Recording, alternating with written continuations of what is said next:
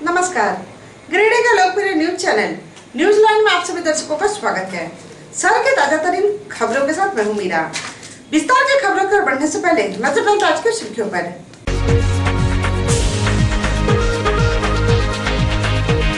चोर उचक्कों ने गांडे में मानवता को किया शर्मसार, गूंगी विधवा के पेंशन पर डाला डाका। नौकरी जाने की सोच में बिगड़ा बाइक का संतुलन, संविदा कर्मी कंप्यूटर ऑपरेटर डिप्रेशन के कारण सड़क दुर्घटना का हुआ शिकार। डुमरी प्रखंड के छछंदो पंचायत के केरा नाला झरना सूखने से इलाके में पानी की हुई किल्लत, ग्रामीणों ने झरना को पुनरुद्धार का किया मांग। और रोटरी ग्रेटर भी कोरोना संकट में लोगों तक पहुंचा रहा है मदद। प्रवासियों और ट्रक ड्राइवरों के बीच लगातार भोजन का किया जा रहा है वितरण। अब खबरें विस्तार से। चोर उचक्कों ने गूंगी विधवा का विधवा पेंशन पर डाका डाल दिया। मानवता को शर्मसार करने वाली यह घटना गांडे थाना क्षेत्र के पुराना बाजार की है। पुलिस मामले की जांच कर रही है। चोर उचक्कों ने गूंगी विधवा का विधवा पेंशन पर डाका डाल दिया। मानवता को शर्मसार करने वाली यह घटना बुधवार को दिन दहाड़े गांडे थाना क्षेत्र के पुराना बाजार के दुर्गा मंडप के समीप हुई। बुजुर्ग गूंगी विधवा गेंदा देवी जैसे ही अपने घर से पानी लेने घर के बाहर गई, चोर उचक्के घर में घुस विधवा पेंशन और अन्य जमा पूंजी कुल 20,000 रुपए चुरा कर चंपत हो गया। हालांकि महिला ने उन चोरों को भागता देख हल्ला करने की कोशिश की, लेकिन अपनी दिव्यांगता के कारण हार गई। हालांकि महिला के इशारे पर कई लोग जुटे और इसकी सूचना गांडे थाना पुलिस को दिया। बाद में थाना प्रभारी खुद मौके पर पहुंच मामले की जांच में जुट गए हैं और उन्होंने इसके खिलाफ कठोर कार्रवाई की बात कही है। वहीं ग्रामीणों ने बताया कि स्थानीय स्तर पर जुआ अड्डा के कारण इलाके में ऐसी घटना होते रहती है। पुराना बाजार गांडे में एक बड़ा ही इंसानियत को शर्मसार करने वाली घटना घटी। आप जो देख रहे हैं विधवा लगभग 80 साल उम्र होगा। यह किसी तरह से जो विधवा पेंशन या वृद्धा पेंशन कहिए मिलता था, उसी से गुजर बसर करती थी और कुछ बचा के रखती थी। आप देख रहे हैं इसमें रखती थी। आज कुछ दो लोगों ने लगभग 10:30 बजे इसके घर में घुस करके कभी बाहर निकली थी कोई काम से पानी लाने और घर में घुस करके इसमें जो रखा हुआ था लगभग 20,000 रुपया वो निकाल के भाग गया। इससे यह बहुत आहत है। मैं चाहता हूं कि जो सामाजिक संस्था है या हमारे प्रेस बंधु लोग हैं या तो यहाँ की जो प्रशासन है, मैं चाहता हूं कि इससे जरूरी कार्रवाई की जाए और इस विधवा को माने मिले। 14वें वित्त आयोग का एक कर्मी बुधवार को जोड़ा पहाड़ी के समीप दुर्घटना का शिकार हो गया। घायल कर्मी सेवा समाप्ति से डिप्रेशन में था। घायल का इलाज सदर अस्पताल में चल रहा है। 14वीं वित्त आयोग के लिपिक सह कंप्यूटर ऑपरेटर अमृत मंडल बुधवार को ड्यूटी जाने के क्रम में जोड़ा पहाड़ी के समीप दुर्घटना का शिकार हो गए। अमृत मंडल को गंभीर चोटें आई है। कंप्यूटर ऑपरेटर अमृत मंडल सरकार द्वारा 14वीं वित्त आयोग के कंप्यूटर ऑपरेटर और कनीय अभियंता की सेवा समाप्ति के आदेश आने के बाद से डिप्रेशन में था और ड्यूटी जाने के क्रम में वह हादसे का शिकार हो गया। घायल कर्मी का इलाज सदर अस्पताल में चल रहा है। मेरा नाम अमृत मंडल है। मैं 14वें वित्त आयोग के अंतर्गत नियुक्त संविदा पर नियुक्त लेखा लिपिक से कंप्यूटर ऑपरेटर हूँ। मेरा हिंदी ब्लॉक में प्रतिनियुक्त है, पंचायत खुदीसार नागाबाद उरस्ती।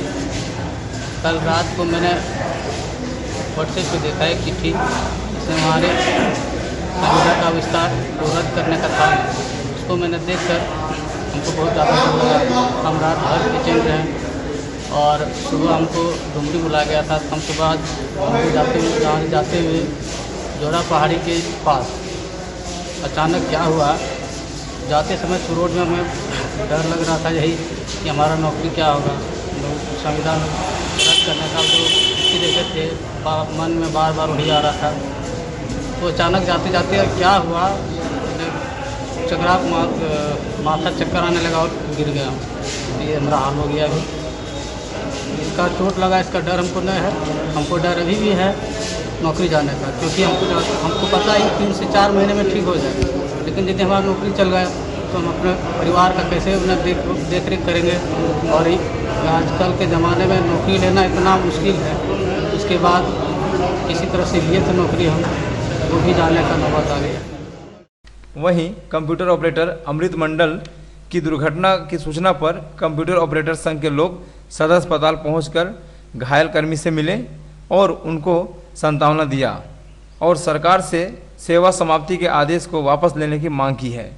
विगत 25 मार्च 2020 को सरकार के सचिव के द्वारा एक पत्र भेजा गया, जिसमें स्पष्ट रूप से कहा गया है कि 14वीं वृत्त के कर्मी, लेखा लिपिक सह कंप्यूटर ऑपरेटर और जूनियर इंजीनियर का सेवा 30 जून से आगे तक नहीं करना है।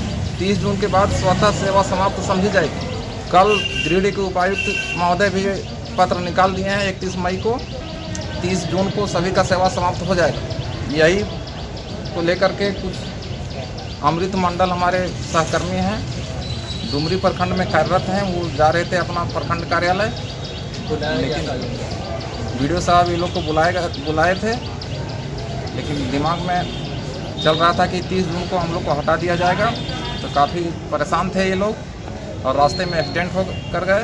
हम लोग का मांग है सरकार से कि हम लोग का सेवा पंचायती राज में मर्ज करते हुए अस्थायी किया जाए। डुमरी प्रखंड के छचुंदा पंचायत का जो भी गांव का केरा नाला झरना इस गांव की लाइफलाइन है, लेकिन अब मृतप्राय हो गया है। ग्रामीणों ने जिला प्रशासन से झरना पुनरुद्धार करवाने की मांग की है। डुमरी प्रखंड के छचुंदा पंचायत का आदिवासी बाहुल जो भी गांव का केरा नाला झरना जो भी गांव के अलावे छचुंदा पंचायत व आसपास के दर्जनों गांव का लाइफलाइन है। केरा नाला झरना से दर्जनों गांव के 10 हेक्टेयर से ज़्यादा भूमि की सिंचाई होती थी और ग्रामीण इस प्राकृतिक झरना से अपनी प्यास भी बुझा लेते थे। इसकी उपयोगिता को देखते हुए साल 2002 में तत्कालीन मुख्यमंत्री बाबूलाल मरांडी के कार्यकाल में झरना पर लाखों रुपए की लागत से चेक डैम बनाया गया था, जिससे गांव में खेती करना सुलभ हो गया था। लेकिन समय बीतने के साथ और झरना में बरसात के दिनों में लगातार पानी के बहाव के साथ पत्थरों का जमाव हो गया और अब यह झरना मृतप्राय हो गया है, जिससे झरना सूखने लगा है और गांव में पानी की समस्या उत्पन्न हो गई है, जिससे खेती प्रभावित हो गया है। स्थानीय ग्रामीणों ने जिला प्रशासन से झरना को प्राकृतिक स्वरूप में लाने के लिए पुनरुद्धार की मांग की है। कहाँ से पानी लेके जा रहे हैं? कितना दूर लेके जाते हैं? 1 किलोमीटर। पानी उधर नहीं है, इसीलिए इतना दूर आते हैं। ये पानी कहाँ से आता है? ये पानी आता है पारसनाथ उत्तरी तरफ से, जो नाला का नाम बोलता है गहिर नाला, और नीचे आने के बाद हम लोग बाप दादा ने बताया ये बोलता है कैरा झरना। मतलब यहाँ 12.25 महीना रहता था, अब कुछ दिन पहले बंद हो जाता था, फिर अभी चालू हुआ है। तो ये पानी हम लोग यहाँ चेक डैम बनने से, पानी रुकने का जगह बनने से 4-5 गांव का आदमी हम लोग का इस गांव से पानी से खेती हो सकता है, हो सकता नहीं होगा। खास करके हम लोग यहाँ जो भी मोहनपुर में तो सामने ही है, इसमें हो जाएगा। बाकी यहाँ से जयनगर भी जा सकता है पानी, चलकारी भी जा सकता है पानी। कहाँ से पानी ये आ रहा है? ये परसनाथ पहाड़ से उत्तरी भाग में एक छोटा सा पहाड़ है, जिसको गहर नाला बोलते हैं, वहाँ से शुरू हुआ है। और इस नाला का नाम है कैरा झरना। और इस चेक डैम पहले नहीं बना होता, उसमें कच्चा नली था और कच्चा नली से कुछ कम खेती हो रहा था। और 2006 में जब चेक डैम बना तो कुछ मैंने 2 बार खेती लगाया जा रहा है और इसमें अधूरा भी रह गया है। अगर फिर सरकार इसमें कुछ ध्यान देती है तो और भी 4-5 गांव का खेती और बढ़ सकता है। रोटरी ग्रेटर द्वारा लॉकडाउन को देखते हुए जरूरतमंदों तक भोजन पहुंचाया जा रहा है। बुधवार को भी ग्रेटर के सदस्यों ने शहरी क्षेत्र में घूम कर भोजन का वितरण किया। कोरोना संकट में रोटरी ग्रेटर गिरिडीह द्वारा जरूरतमंद प्रवासियों तक भोजन पहुंचाने का सिलसिला जारी है। बुधवार को रोटरी ग्रेटर के सचिव विकास सिन्हा, प्रकाश दत्ता, विकास शर्मा, अनिल मिश्रा, गौतम कुमार, अमित कुमार ने शहरी क्षेत्र व उसके आसपास के इलाकों में जाकर प्रवासी मजदूर, ट्रक ड्राइवर, असहाय और जरूरतमंदों तक वेज बिरयानी का पैकेट का वितरण किया। रोटरी ग्रिड ग्रेटर कोविड-19 में हर संभव मदद कर रहा है। जैसे पहले हम लोगों ने सूखा राशन ज़रूरतमंदों के बीच वितरण किया, करीब 750 पैकेट हम लोगों ने बांटा था। और अभी हम लोग प्रवासी मजदूर जो बाहर से आ रहे हैं उनके लिए हम लोग खाना का पैकेट और पानी का व्यवस्था किए हैं। जितने भी आते हैं गिरिडीह में तो उनको हम लोग कोशिश करते हैं कि रोज़ 100 पैकेट वेज बिरयानी और पानी का बोतल हम लोग दे रहे हैं और ये 15 दिनों से चल रहा है और आगे भी निरंतर चलेगा। आज हम लोगों ने रोटरी गिरिडीह ग्रेटर के द्वारा प्रवासी मजदूरों जो बाहर से आ रहे हैं उन लोगों के बीच वेज बिरयानी का वितरण हम लोग का ये प्रोग्राम लगातार 15 दिनों से चल रहा है और जब तक ये लोग आएंगे तब तक जारी रहेगा। हम लोग शहर में घूम के कभी अब तक गिरिडीह कॉलेज के मोड़ पर, कभी बराकर ब्रिज के पास, कभी झंडा मैदान में जाकर हम लोगों ने वितरण कर रहे हैं। आज हम लोग झंडा मैदान में वहाँ पे हम लोगों ने वितरण किया। उसके बाद जाके बराकर ब्रिज के पास प्रवासी मजदूर जो आ रहे हैं बाहर से उनको भोजन कराया, ताकि जो ट्रक ड्राइवर जो बाहर से चल के आ रहे हैं, हम लोगों ने देखा कि जो लाइन होटल सब सारा बंद पड़ा हुआ है। कुछ अवस्था में हम लोगों ने ट्रक ड्राइवर को भी रोक के और ज़रूरतमंदों को जो भूखे आ रहे थे उन लोगों को हम लोगों ने भोजन कराया। और रोटरी गिरिडीह ग्रेटर का ये कार्यक्रम अभी लगभग 1 महीना से चल रहा है। सहिया साथी के द्वारा प्रवासी मजदूरों के बीच सैनिटाइजर का वितरण किया गया और सभी से क्वारंटाइन सेंटर में सोशल डिस्टेंसिंग बनाए रखने की अपील की गई। बेंगाबाद प्रखंड की सहिया साथी सुमित्रा मंडल ने क्वारंटाइन सेंटर करमजोरा में रह रहे प्रवासियों के बीच मास्क, सैनिटाइजर, साबुन, बिस्किट, चना, गुड़ का वितरण किया और सभी प्रवासियों से क्वारंटाइन सेंटर में सामाजिक दूरी बनाकर रहने की अपील की। मौके पर सहिया बाहा सोनी हेम्ब्रम मौजूद थी।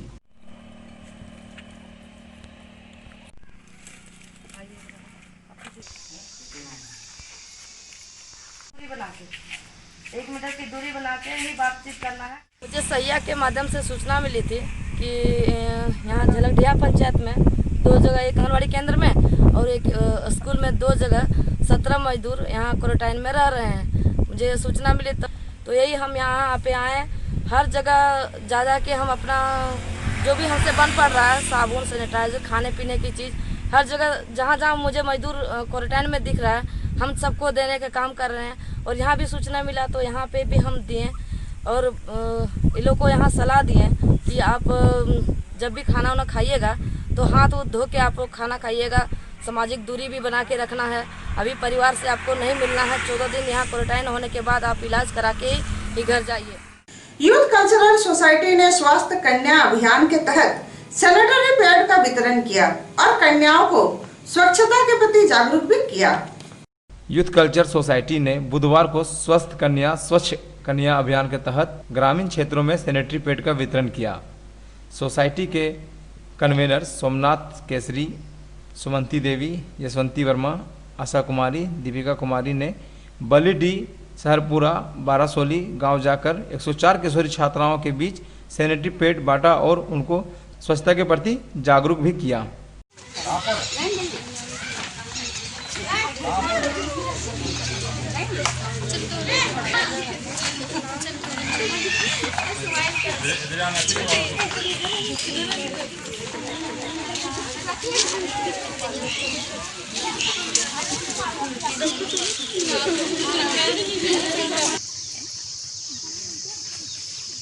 हमारी संस्था यूथ कल्चरल सोसाइटी की ओर से स्वच्छ कन्या स्वस्थ कन्या अभियान के तहत लगातार ग्रामीण इलाकों में सैनिटरी पैड बांटा जा रहा है और इसी अभियान के तहत आज बलीडी, सहरपुरा और बारासोली गांव में सैनिटरी पैड बांटा गया, जिसमें कुल 104 छात्राओं को और अभी तक पिछले 1 महीने से जो ये अभियान चल रहा है 1217 छात्राओं को 7302 सैनिटरी पैड उपलब्ध कराया जा चुका है। हमारा यह मानना है कि लॉकडाउन में जिस प्रकार से खाने पीने की चीज़ें मूलभूत आवश्यकताओं में से एक हैं, उसी प्रकार से बच्चियों को सैनिटरी पैड की भी उतनी ही ज़रूरत है और यह अभियान सामाजिक सहयोग से लॉकडाउन तक जारी रहेगा।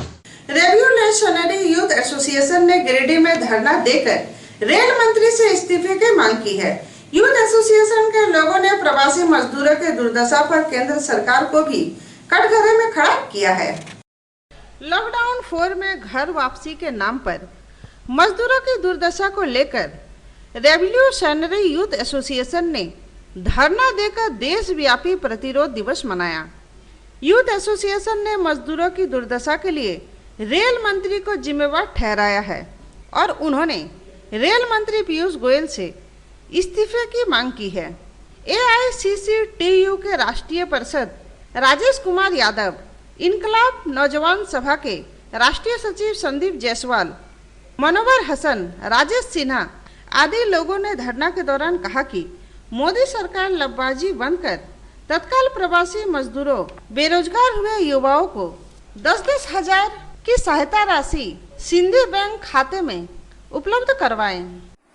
आज 2 जून को पूरे देश में इनकलाबी नौजवान सभा के द्वारा प्रवासी मजदूरों का सरकार की लापरवाही से, रेल मंत्री की लापरवाही से जो प्रवासी मजदूर मारे गए लॉकडाउन के दौरान, साथ ही साथ जो प्रवासी मजदूर अपने घरों को लौट रहे हैं, जो नौजवान अपने घरों को लौट रहे हैं, जो बेरोजगार हुए हैं, उनके भरण पोषण के लिए सरकार से इनकलाबी नौजवान सभा मांग करती है कि 10,000 रुपया प्रत्येक मजदूरों और नौजवानों के खाते में ट्रांसफर किया जाए। साथ ही साथ मोदी सरकार जो है वो लफाजी बंद कर राहत कार्य जो है वो निचले स्तर पर जो है वो युद्ध स्तर पर जारी करे।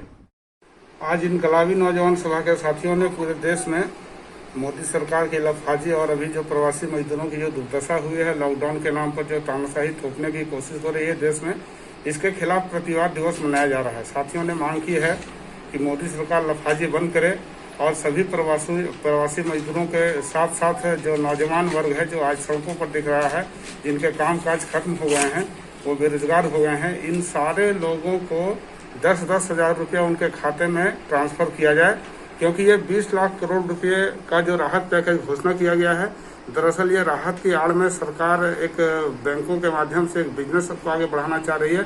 वो सिर्फ लोन का स्कीम है और जबकि यहाँ इस समय भी राहत देने की जरूरत है, इसलिए यह सरकार लफाजी बंद करे। पीयूष गोयल जो रेल मंत्री हैं, वो जो उनका जो अपना एक चल रहा है पूरा, वो रेल सुविधा देने के नाम पर भी उन्होंने जो पक्षपातपूर्ण कार्रवाई की है वो उसको बंद करें। सारे प्रवासी मजदूरों की सकुशल घर वापसी हो। यह था हमारा आज का। फिर मिलते अगले में कुछ और खबरों के साथ। तब तक के लिए दीजिए पूरी टीम को इजाजत। नमस्कार।